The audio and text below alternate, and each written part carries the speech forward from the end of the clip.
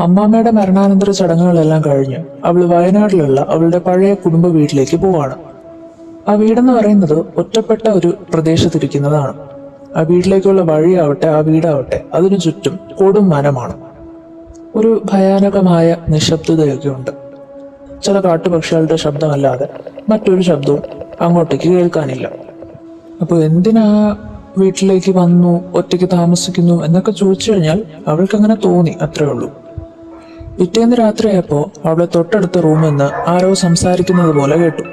അവൾ ആ റൂമിലേക്ക് ചെന്നു. ആരെയും കാണാനൊന്നുമില്ല. അപ്പോഴും ആ ശബ്ദം ഉണ്ടായിരുന്നു. ശബ്ദം ശ്രദ്ധിച്ചു കേട്ടപ്പോ സംഭാഷണമൊന്നും വ്യക്തമല്ല, പക്ഷെ എന്തോ പറയുന്നുണ്ട്. ഭാഷ മനസ്സിലാവുന്നില്ല. അപ്പൊ അവള് വിചാരിച്ചു അത് കാറ്റായിരിക്കുമെന്ന്. പക്ഷെ ജനലൊന്നുമില്ലാത്ത ആ മുറിക്കകത്ത് എങ്ങനെ കാറ്റ് വരുമെന്ന് അവള് ചിന്തിച്ചില്ല. അത്രയും ബുദ്ധി ഉണ്ടായിരുന്നെങ്കിൽ ഈ ഒറ്റയ്ക്ക് വീട്ടിൽ താമസിക്കാനും അവള് വരില്ലായിരുന്നല്ലോ. അപ്പൊ തൊട്ടടുത്ത ദിവസം അവളെ കണ്ട അവിടുത്തെ നാട്ടുകാരെല്ലാം പറഞ്ഞു, ഈ വീട്ടിൽ ഇങ്ങനെ ഒറ്റയ്ക്കൊന്നും താമസിക്കരുത്, അമ്മാമ്മയ്ക്ക് എന്താ സംഭവിച്ചതെന്നൊക്കെ അറിയാമല്ലോ, അതും കൂടെ അറിഞ്ഞിട്ടാണോ ഇങ്ങനെ താമസിക്കുന്നതെന്നൊക്കെ പറഞ്ഞിട്ട് നാട്ടുകാർ അവളോട് അവിടുന്ന് പോകാൻ പറഞ്ഞു. പക്ഷെ അവൾക്ക് ഈ പ്രേതത്തിലും ഭൂതത്തിലും ഒന്നും വിശ്വാസമൊന്നുമില്ല. ഏതുവരെ? അതിന്റെ തൊട്ടടുത്ത ദിവസം വരെ. അങ്ങനെ രാവിലെ ഒരു 3 മണിയൊക്കെ ആയപ്പോ അവൾ വീണ്ടും ആ ശബ്ദം കേൾക്കാൻ തുടങ്ങി. പക്ഷെ അത് തൊട്ടടുത്ത റൂമിൽ നിന്നായിരുന്നില്ല, അവളുടെ സ്വന്തം റൂമിൽ നിന്ന് തന്നെ ആയിരുന്നു. അപ്പൊ ആ ശബ്ദം ഇങ്ങനെ പറഞ്ഞുകൊണ്ടേയിരുന്നു, കട്ടിലിനടിയിലേക്ക് നോക്കരുത്, നോക്കരുത് എന്ന്.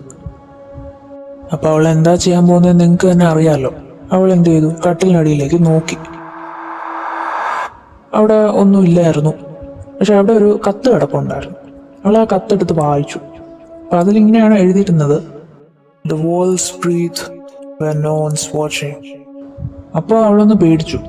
കാരണം ആ കത്തിൽ എഴുതിയിരിക്കുന്ന കൈയക്ഷരം അവളുടെ അമ്മാമ്മയുടേതായിരുന്നു. അങ്ങനെ പെട്ടെന്ന് ബുദ്ധിയൊക്കെ തോന്നി. അവൾ എന്ത് ചെയ്തു? പിറ്റേ ദിവസം രാവിലെ തന്നെ അവിടുന്ന് പോവാനായിട്ട് എല്ലാം പാക്ക് ചെയ്ത് കാറൊക്കെ എടുത്ത് ഇറങ്ങാൻ തുടങ്ങി. പക്ഷേ കാറ് സ്റ്റാർട്ടായില്ല. ഫോണിനാണെങ്കിൽ സിഗ്നലും ഇല്ല. അപ്പോൾ അവൾ എന്ത് ചെയ്തെന്ന് വെച്ച് കഴിഞ്ഞാൽ അവൾ ആ പാക്ക് ചെയ്ത ബാഗൊക്കെ കൊണ്ട് നടക്കാൻ അങ്ങ് തീരുമാനിച്ചു. പക്ഷെ അവൾ എത്ര മുമ്പോട്ട് നടന്നിട്ടും നടക്കാൻ പറ്റുന്നില്ല. പെട്ടെന്ന് നോക്കിയപ്പോൾ അവൾ ആ നടക്കുന്നത് അവളുടെ റൂമിനകത്ത് തന്നെ. അവൾ വേഗം ആ റൂമിന്റെ വാതിൽ തുറക്കാൻ നോക്കി.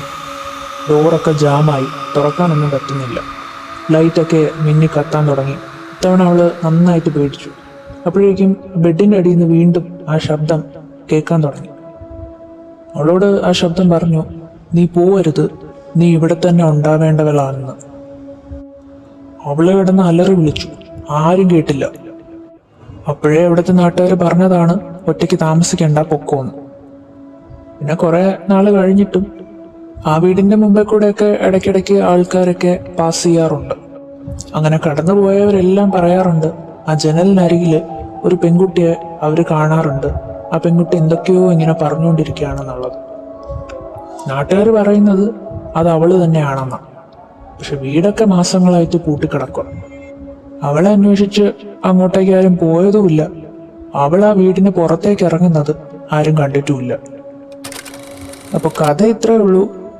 ഇതിന്റെ ഗുണപാഠം എന്താന്നൊക്കെ ചോദിച്ചു കഴിഞ്ഞാൽ, ഇങ്ങനെ ഒറ്റപ്പെട്ട വീട്ടില് ആരെങ്കിലും ഒക്കെ പറയുന്നത് കേൾക്കാതെ പോയൊന്നും താമസിക്കരുത്, അത്രേ ഉള്ളൂ. അടുത്ത കഥയ്ക്കായിട്ട് സബ്സ്ക്രൈബ് ചെയ്യുക, കാത്തിരിക്കുക.